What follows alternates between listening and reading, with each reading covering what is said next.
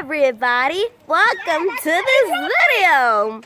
And today I'm going to be talking about American education and Icelandic education, and I'm going to be comparing the two.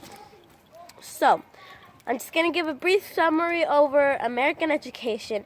And basically American education, you start in preschool, so about like age 5 to 6, and then you go all the way to 5th grade, right? And then which is elementary school, and then after that 6th through 8th is your middle school, so secondary school, and then 9th to 12th is high school, and if you want to get further education, you go to college or university, and you know the story.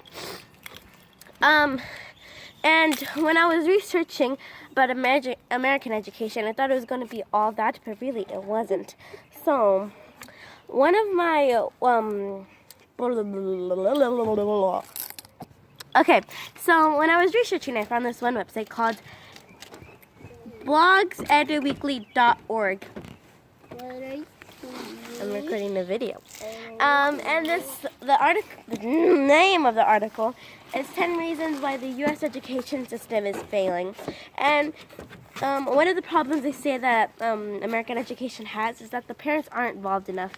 Time spent in classroom is just not enough for each student to learn what they need to know, and so they need to get more out of school learning, but the parents aren't giving that to them, and they're not as involved as they need to be. So parents, get your stuff together.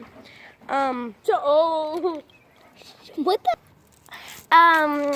A solution for that could just be simply parents getting more involved. Our school has agendas, and we write our agendas every day, and we write what we did in every class, and we take it back to our parents so they know what we did. So that's one way that our school helps our parents involved enough.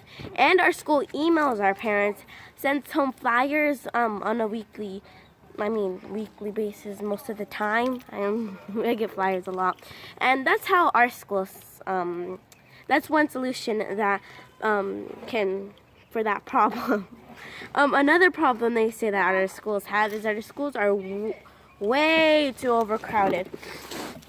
So the smaller the class, the individual student will learn more. And I know this from experience. I feel like in smaller classes it's better. And a study by the National Center of Education Statistics found that 14% of all U.S. schools are overcrowded, which 0% of the schools should be overcrowded. There should be enough schools for each student to get the education they need. A solution for that could be so one solution for that could be that you can add on to schools, that's probably a more expensive idea, but it's less expensive than building more schools, just adding on to schools. And maybe different grade levels can go to school at different times, because I know in my school, we, during switching time, to go to other classes, it's very crowded in the hallways, and that just gets me real stressed out before I go in. And, I thought it kind of affects my education. I was just talking about that today with David. David, you're not in my class, but shout out to you. Different grade levels can go to schools different days.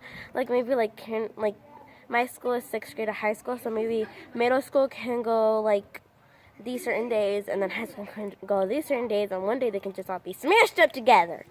Yeah. And this school contains contains bias, because maybe it's from someone who has an experience in American education, and probably just someone who has someone who has bad experience, or they could have a bad experience. Maybe this is not everywhere, but certainly these are two problems I can certainly relate to. So it might be biased, but it might not, because I'm also going through these problems. And then this other website that I found on Icelandic education. And so about Icelandic education. We actually emailed the school in Iceland, and we asked them simple questions to compare their schools to like here, like how much students are in each class. And that was before we all knew anything about this American education. That schools are way too overcrowded. And we just asked them simple questions. Like we asked them how long are your school days, what subjects do they teach, if they have uniforms, how much grade level at their school, and like things like that. And they said that their schools are about from 8 to 10 in the morning and about to 2 or 3 p.m. The teacher we emailed only speaks Icelandic, but a lot of kids there have like learning second languages, maybe third languages there. So, and their usual classrooms are from 15 to 25 children, but this year they have a very small school, and this year they only have 5 students in each classes. So for the American education that one of the problems with the schools are too overcrowded and too much students in each classrooms and things like that. So here that's not a problem because they only have 5 students in each class, and they don't have any uniforms in Iceland, so. And their like grade level are from like 1 to 11, and ages like 5 to 15, somewhere in there. And they have teacher assistants, which I know one of the problems was the parents aren't involved enough, but also that like the teachers didn't have enough class time to like teach the students everything. So maybe with the teacher assistant, they have like more teacher assistant that now 2 teachers teaching a group of kids that maybe they'll be able to learn more. So, yeah. I guess that's it. And, before I forget, let me pause this for a second. Okay, so, one website that I used for Icelandic education, was called Iceland Is, and that's really it. Iceland, the Big Picture. And I don't think this site contains any bias because it just takes straight facts.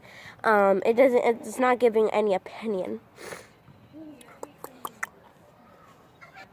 Okay, so then I was looking on a website how the education system is in Arizona, and I found this one website called Qatar.com News, and the heading of this website is Report Arizona ranks among the worst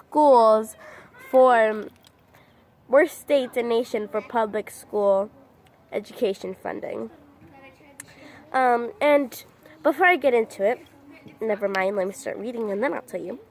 It says, after Arizona Governor Doug Ducey approved the state budget in March that cut nearly $100 million worth of funding from public universities and kept K through 12 funding at a minimum, it was clear that Arizona legislators would not make education a priority anytime soon, despite the massive public protests to push for change.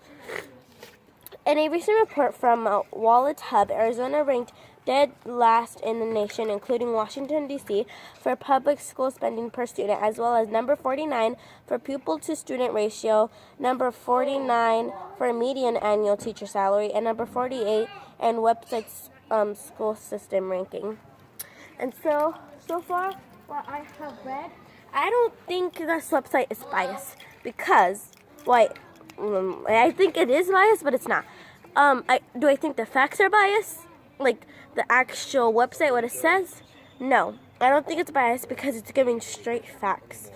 Like these are all straight facts that you can go search up, and this will be true. But I do think it's a little bit biased because I think they're focusing on all the bad things instead of all the good things. And so my opinion about this project has changed because I thought even if Iceland was like one number above America in like the education system, whatever, and the website we searched it up, I thought it wasn't going to be that big of a difference, but really it is a big of a difference after all the researching. So yeah, thank you for the video. not really because I'm making it. Thank you for watching and bye. I'm gonna pause.